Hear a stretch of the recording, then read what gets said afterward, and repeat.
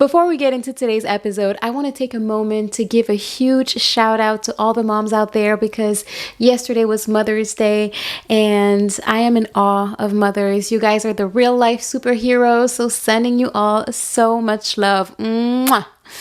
And without further ado, let's get into today's episode.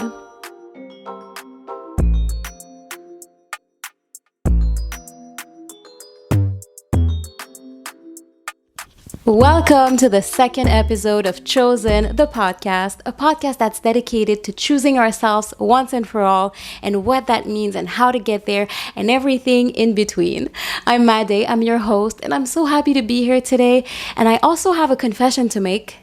I'm in my feels. I've been in my feels for a couple of days now, and I know it has to do with the fact that it was Mother's Day yesterday. I'm adopted, so Mother's Day to me means something different than it does for a lot of people. I think of my biological mom who gave birth to me. I think of my adoptive mom, and I also don't live in the same city as my family, so quite often I don't get to spend these special occasions with them. And my sister is a mom, so I have nieces. So yesterday I was feeling nostalgic and I missed them. And I was trying to record this podcast yesterday and I was like, nah, nah. I'm just going to stay in my feels. This is not working. So here I am today. I'm feeling good though. It's not bad emotions. It's just a lot of emotions. So since we're on the topic of moms and choosing ourselves, I want to take a moment to acknowledge the amazing work that you mothers are doing, because you guys are amazing. I'm not a mom yet, but from what I've witnessed, this is the hardest and best job in the world, and you guys are the glue that holds it all together. And I know it can be really, really hard, almost impossible to choose yourself and put yourself first as a mom. So I just want to honor you, and I want to send you so much strength and so much love and gratitude. And if there is an area of your life where you can start prioritizing yourself a little bit more, you freaking deserve it. Okay, so I just wanted to say that because I have a lot of admiration and respect for moms. So there you go. Now let's get into the episode. I want to start by checking in on last week's assignment because I gave you some homework. I don't know if you guys remember. I asked you guys to do your naughty list, and I did mine. I added to mine. And I think it's important for me to do it as well because I don't want to just talk the talk. I want to walk the walk. So I did it, and I want to share with you what I've added because it's also important for me to be super honest and super transparent because I think it's helpful. It's helpful to know that maybe you're not alone doing certain things or you're not alone struggling with certain things. So I'm going to share with you my shit. You can judge me if you want. I don't care. This is me. This is my truth. Okay? So here we go. The first thing I've added on my list is to kick my sugar addiction because I've developed a mild sugar addiction recently. I started noticing I was having cravings for sweet stuff, and I don't have a sweet tooth. But sugar is a bitch. It'll sneak up on you, you know? You don't like it, and next thing you know, you can't live without it. It's what happened? It's very addictive. So I put it on my list, and about 2 weeks ago, my friend and I started a 30-day no sugar challenge. So we're halfway through. It's going great. I'm really happy about that. The second thing is kind of fucked up. Again, judge me if you want. Skin picking. I've been picking at my skin when I'm nervous forever. This was on my original list that I did 12 years ago, and it's still there. I am struggling with that because I do it so unconsciously. I don't even notice I'm doing it. It's like a nervous thing. When I get stressed out, I'll find a pimple or something to pick at on my skin, and then I catch myself and I'm like, shit, I'm doing it again. And so now you guys can be my accountability partners. I've said it publicly now. So you guys can help me with that. I think I can fix that. I'm going to work on that. And next time we talk about the list, watch. Okay, number 3 is my finances. I really, really want to work on my finances because I have huge financial goals and I'm not where I want to be. And I'm really bad at budgeting, okay?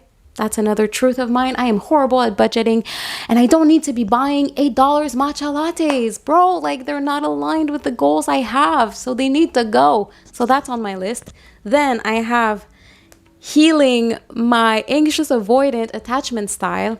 I'm not going to get too much into this because we're going to do a whole episode on relationships. But this is something I've been working on for quite some time. I'm still working on that. I've made a lot of progress. Progress is key, and I have been making progress on this, so I'm really happy. And then I have, accepting the fact that I talk with my hands a lot. I was watching the first episode and I was like, girl, you move your hands around a little too much. But I was like, you know what? I don't want to get rid of that. I want to work on accepting that because maybe I can tone it down, yes. But also, like, I'm just someone who's really animated. I'm really expressive. I talk with my body. And I like that about myself. Like, I don't want to change that. It wouldn't be me if I was like, still. It would be weird. So I'm working on accepting that. So that's my list. I don't know if you did yours. If you haven't done it yet, it's never too late. This is your journey, so you do it on your own time. Now, let's get into today's episode because today we're going to talk about the complete opposite of what we talked about last week. Last week, we talked about being honest with ourselves about what's not working in our lives. We talked about getting rid of bad habits. And this week, I want us to look into the opposite. What we want more of, what we're excited about, what we want to attract and create and manifest. Because I don't know what happened, but there's a point in our lives where a lot of us became adults and we just stopped dreaming. We literally just stopped using our imagination. Remember when you were a kid? I don't know if you guys did this, but when I was a kid, I used to spend so much time in my head daydreaming, thinking of what my future would look like, thinking of the kind of house I would live in, thinking of what I would look like as an adult, thinking of like all sorts of things. I was such a huge daydreamer. Like, my imagination was wild. Why do we stop doing that? Imagination is literally such a powerful tool. Like, talk about manifestation. Imagination and manifestation go hand in hand.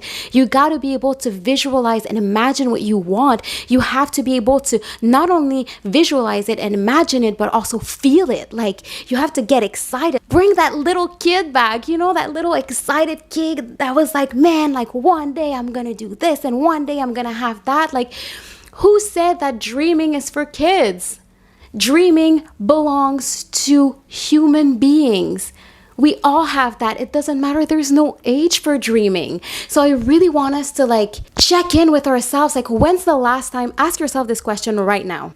When is the last time you checked in with yourself to see if you were really excited about your life? Like, when's the last time you asked yourself, like, am I smiling enough? Am I excited enough? What should I do to bring more joy and more excitement in my life? We have to realize that at some point we just accepted society's blueprint on how we should live our lives. Society said, guys, this is how you do it. This is the order it's got to be done in. And we just go like, okay, cool.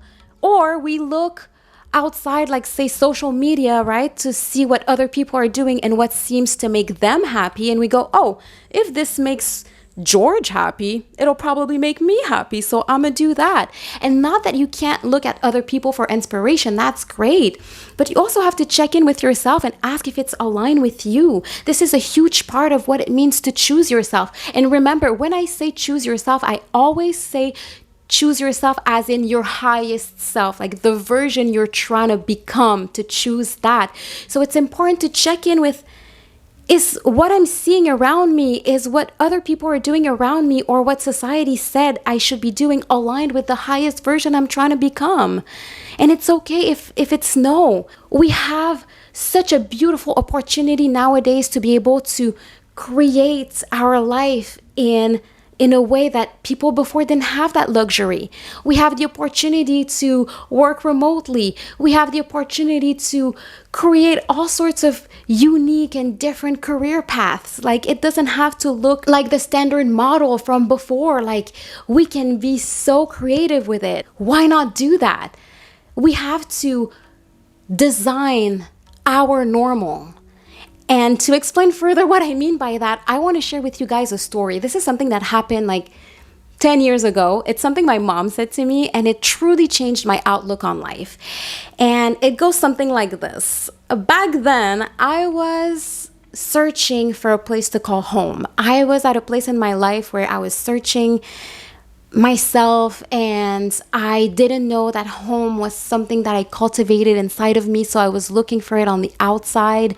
And so in the span of 5 years, I think I lived in 3 countries, 5 or 6 different cities, and I was also pursuing a career in acting. So I was choosing my locations based on like where I could work and where the markets were happening. Ooh, I think over there looks really busy, so I'm gonna try that. Ooh, like maybe I would do better in Vancouver, so I'm gonna go there. So I used to move around a lot, and at this point I was in Paris. And my parents were coming to visit. So my mom called me a couple days before their trip, and she goes, just wanted to see if you want us to bring some extra suitcases. We could bring some of your stuff that you left back home.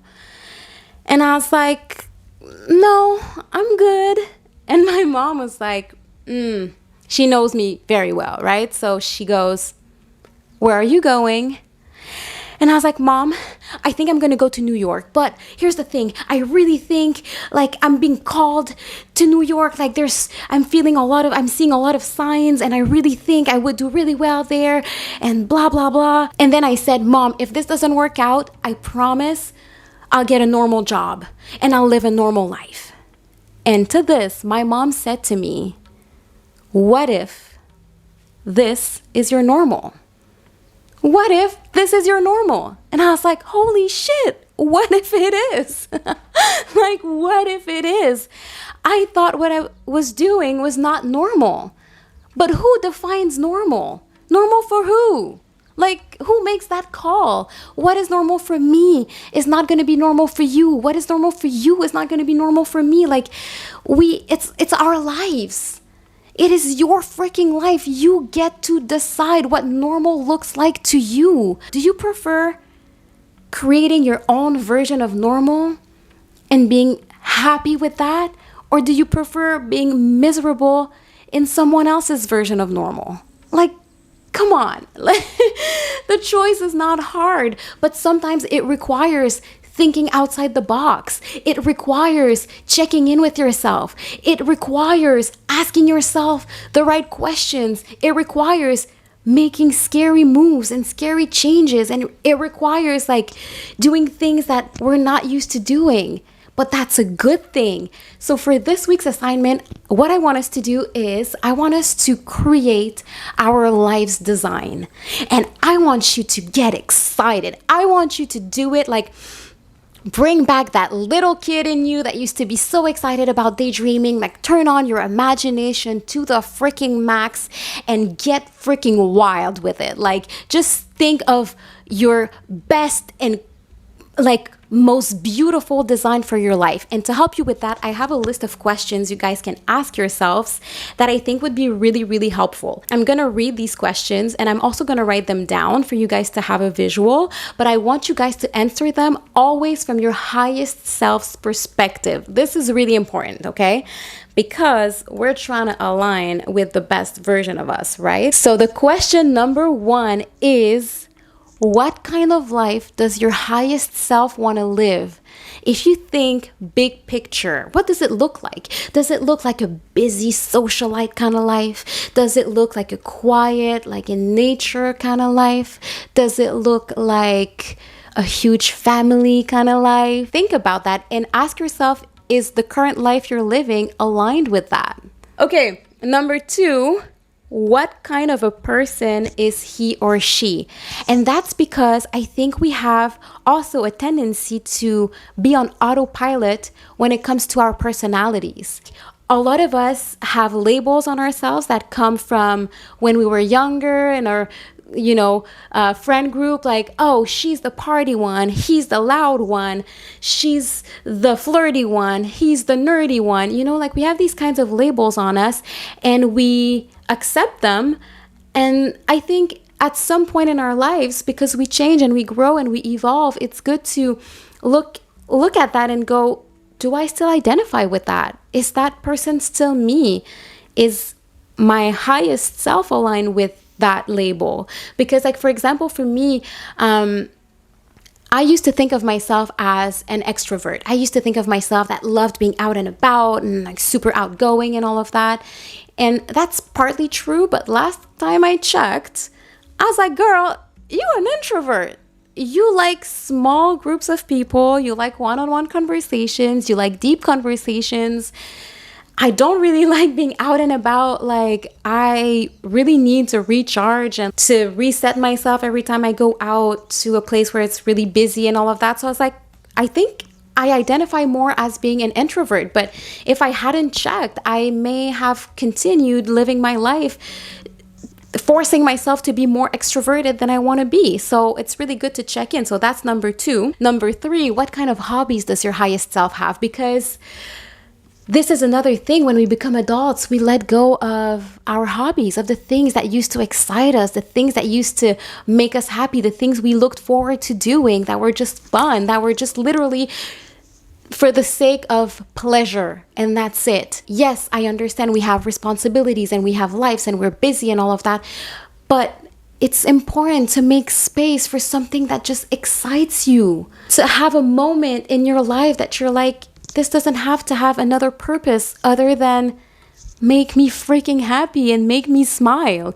So I don't know, maybe you used to love to dance, or maybe you've been wanting to learn a language, or maybe you used to like play a certain sport and it just felt good to like play a team sports and engage with other people doing that, and you're competitive, and now you've become so busy that you let go of that, but you miss it. So check in, like maybe your highest self want to play. You know, I'm thinking I want to learn piano. I want to learn an instrument. Like my highest self is calling for that. And I've known that for a really long time. So that's number 3. Number 4, where does your highest self want to live? In what kind of environment? Do you want to live in a smaller condo? Do you want to live in a huge house? Do you want to live in a cottage in the forest? Do you want to live in the city? Do you want to live on a farm? Like, it's important. Our environments are hugely important in our lives, because think about it. This is where you come to rest. This is where you come to connect with yourself. This is where you come to after a busy day out and about in a crazy world. You get to come home. So design your home. Like, what does it look like and feel like? For me right now, I know I'm not aligned with the kind of environment I want to be in. I am craving nature. I am craving trees and more greens and more space. I'm craving that. I know my soul needs that. And I know I need to, take some steps, make some moves in order to make that happen, because I know it'll make me really, really happy. So think of your environment. Is your environment right now aligned with the person you want to be? When you think of your environment, is it like what it looks like if you truly chose yourself, right? Maybe it is, maybe it's not. So that's question number 4. Number 5, what kind of work or career does he or she have? And that's important because, like we said, we spend a lot of time working, so we better enjoy what we do. And I'm not saying quit your job tomorrow if you don't like it, or none of that, but I'm saying, like, just ask yourself the question, and if you're not happy where you're at work, like, think of possibilities. Just open your mind to possibilities. That's all I'm asking. I'm not saying do anything radical. I'm not saying like, go live off grid and like forget about society. I'm saying that there might be small adjustments you can make even within the job you're at right now, where it would make you happier. Like, is it possible you could ask your boss for a different position or more or less responsibilities? Or maybe is it time to completely change career path? Like for me right now, I'm exploring different things, and I wanted to give myself that option because why not? Because I am designing my normal. So check in and ask yourself the question, is my work or career choice aligned with what would make me the happiest? So question number 6 is, what does he or she look like? Your highest self. Think about it. Like, have a visual of their look, of their hair, of how they dress, of how they wear makeup, all of that. Like, it's important. Appearance is not the most important thing, but it is the first impression people have of you. This is how you present yourself. And you can present yourself however you want. That's the thing. There's no right or wrong when it comes to that. But what is right is because it's right for you. So if you've been wanting to cut your hair, to wear your hair differently, to change the way you dress, like if you feel like currently you're not aligned with what you see in your mind when you envision that best version of who you are, think about the changes you could make and get excited about that. This is fun. Like for me, like I've started recently wearing my hair curly because all my life I brushed through my curls and straightened my hair. And I'm like, nah, girl, my highest self is like, honey, embrace the curls. So this is what I'm doing. They're not where I want them to be quite yet, but I'm working on the relationship with them. So ask yourself that question and get excited. And then number 7 is, what are his or her values? That is so important. What do you value? When's the last time you checked? And it's okay if your values have changed. It's possible that they change, and we should be open to that, because what we used to want back then may be very different now, because we are different people and our values can keep changing and evolving throughout our life. So it's good to have constant check-ins. Where am I at? And then last but not least, what are your highest self's priorities and non-negotiables? Because like we said, we have busy lives. We are busy motherfuckers. So you want to have your priorities in order, and you want to have your non-negotiables, because if you don't have time for anything else, you know that these are a must. These are things you're going to commit to, because you know that these things are things that you can't live without. They make you happy, and without them, you're not your best. So really think about it, because this is important. So for me, my non-negotiables are, I must do something physical every day, like work out or stretch or do yoga. Like I need to move my body. I do every day. It doesn't matter the time. Like even if I've had a really busy day, before I go to bed, I'll stretch for like 10-15 minutes. I'll move my body. I'll do like a quick sequence of yoga, something. This is so important to me, and I really commit to doing it. And then the other one, number 2, that's really a non-negotiable for me, is to work on my spiritual practice every day. I either set some time to meditate or to journal or to do affirmations or to read a spiritual book or to just pray or breathe. Like I really, really take that time, because I know it just makes me better. I'm more grounded, more aligned. So these are my non-negotiables. So think of what they are for you, because they are crucial. So these are the 8 questions. And when you're going to answer, like, feel free to think outside the box. Like you can draw your design of life. You can do it as a vision board. You can do it as like just a list, like answering the questions pen to paper. You don't have to do it like there's no specific way you need to do this, because like we said, bring back that little kid in you. If that little kid in you likes to draw or paint, like shit, paint it, draw it. Why not? If you're really good on like Canva or something like that, like you can like just design it and have like a visual, like a collage or whatever you call that. I love to write, so I write it down. Have fun. This is your life's design, baby. So this is how I'm going to wrap up the episode. Let me know in the comment sections if you're going to do your design, how you're going to do your design. If you have like more questions that you're like, ooh, I think this could be a good question to answer, let me know in the comment section as well. I would love to hear that. So I love you guys so much. Thank you for being here, and thank you for choosing yourself once again. And I will see you soon for another episode of Chozen the Podcast. Mwah.